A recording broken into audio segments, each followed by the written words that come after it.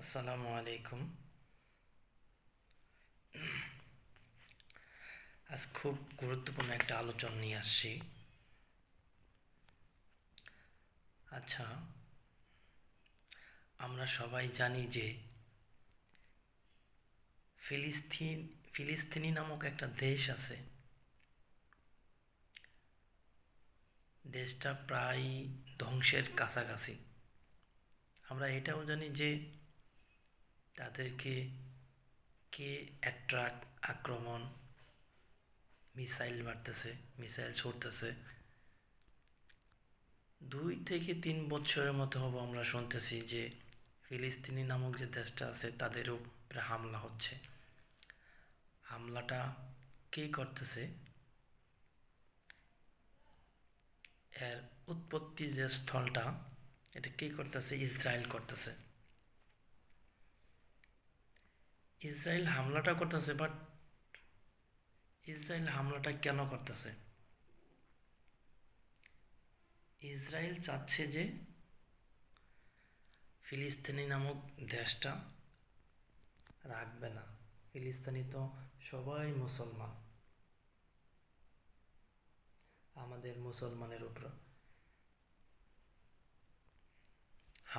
হামলা চালাচ্ছে।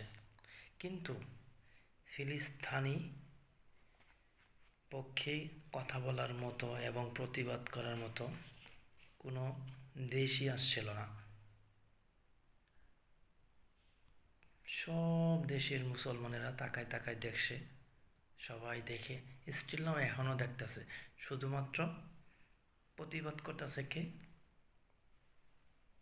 প্রতিবাদ করতেছে শুধুমাত্র ইরান। 5-6 মাস আগে আরেকবার যুদ্ধ হয়েছিল। ইরান না কুলাইতে পেরে ইসরায়েলের উপরে হামলা চালাচ্ছিল। তখন কিছুটা শিথিল ছিল, মানে ইসরায়েলি বাহিনী ফিলিস্তিনির উপর কিছুদিন শান্ত ছিল।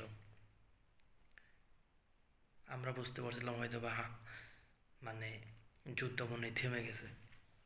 কিন্তু এখন দেখি আবার 6 মাস থেকে শুরু হয়েছে, কিন্তু ওদের পক্ষে মানে প্রতিবাদ করার মতো ফিলিস্তিনির পাশে দাঁড়ানোর মতো কেউ ছিল না, শুধুমাত্র ইরান ছাড়া। এখন ইসরায়েল তাদের উপরে হামলা চালাচ্ছে। ইসরায়েলের পাশে ছিল কে? ডোনাল্ড ট্রাম্প, মানে কি আমেরিকা। এই আমেরিকা চাচ্ছে যে ফিলিস্তিনি দেশটা একদম ধুলিয়ে মিশিয়ে দিব, ধ্বংস করে দিব। এরা অনেক আগে থেকেই হয়তো চাচ্ছে। আর আমরা তো মুসলমান, আমাদের তো তারা আগে থেকেই টার্গেট করছে। এখন ঘটনা হচ্ছে, এক ইরান ছাড়া কেউ ফিলিস্তিনের পাশে নাই। এখন আমরা সাম্প্রতিক যে ঘটনা দেখতে পারছি যে শুক্রবার থেকে যুদ্ধ শুরু হয়েছে আবার আরব আমিরাতের উপর। কাতার, দুবাই, বাহারাম, সৌদি আরব, ওমান, এদের মানে উপর যে হামলা হচ্ছে, মিসাইল ছুড়তেছে কেন? এটার যথেষ্ট একটা রিজন আছে।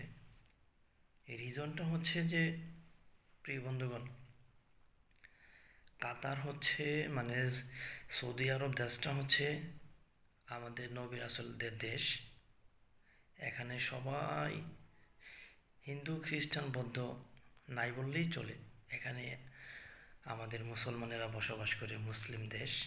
কিন্তু তারা কি করতেছে? তাদের পাশে হচ্ছে ফিলিস্তিনি দেশ। ফিলিস্তিনি দেশের পাশে না থেকে তারা গাইড করতেছে, সাহায্য করতেছে আমেরিকাকে। ফুয়েল বিক্রি করতে পারতেছে, হাজার হাজার মিলিয়ন মিলিয়ন ডলার ডলার পাচ্ছে। এটা আমরা হয়তোবা আগে থেকেই অবগত ছিলাম, এখন স্পষ্ট ক্লিয়ার হয়েছে। কিন্তু প্রিয় বন্ধুগণ, তারা কি কাজটা ঠিক করছে?